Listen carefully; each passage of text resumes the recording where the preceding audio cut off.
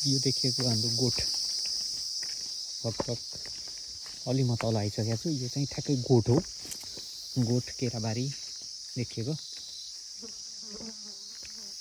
यो आँपको रुख गोठ हो। यसमा चाहिँ माथि मान्छे बसे पनि हुन्छ होइन। हामीले चाहिँ यहाँ कहिले कहिले यहाँ तल आएर दाउराहरू घाँस दाउरा लिनको लागि आउन मिल्छ। यो चाहिँ कोदो, मम्मी चाहिँ कोदो घुम्नु भएको चाहिँ केरा हो, ट्याके किरा हो। माथि चाहिँ मान्छे बस्ने र यहाँ चाहिँ गोठमा चाहिँ गोठ भैँसी बाँध्न मिल्छ यसमा कोदो। अनि हामी ठ्याक्कै यो हाम्रो बारी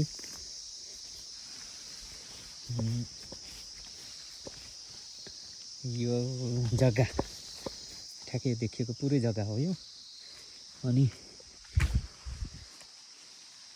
यो तलको देखिएको खेत। हेलो, यो तिमीहरूले खर्चे काटेको घाँस कसले लगेर जाने हो र?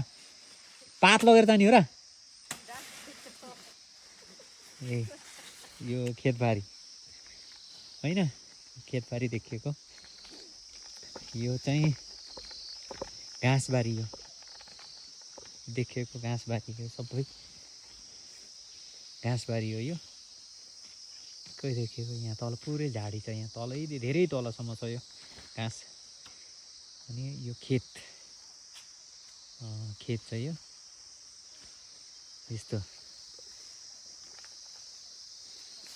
ठ्याक्कै हाम्रो भन्नुपर्दा चाहिँ त्यो खेत माथि काटेको खेत छ नि, त्यो काटेको खेतभन्दा तलतिर भाग चाहिँ हाम्रो त्यो हल्का हल्का पहेँलो देखेको भाग त्यो चाहिँ हाम्रो खेत हो। यो चाहिँ जग्गा जमिन हो। यो भनेको बाजेहरूको भनौँ न यस्तो छ। अब यहाँ चाहिँ कम्प्लिट हामी चाहिँ केही अन्न उत्पादनमा खालि निर्भर छैनौँ कि त्यो खेतमा धान फलेपछि भात खाने हो। यो चाहिँ खालि बोट बिरुवाहरू रोप्न, घाँसहरू दिनको लागि एउटा चाहिँ उ गर्नको लागि।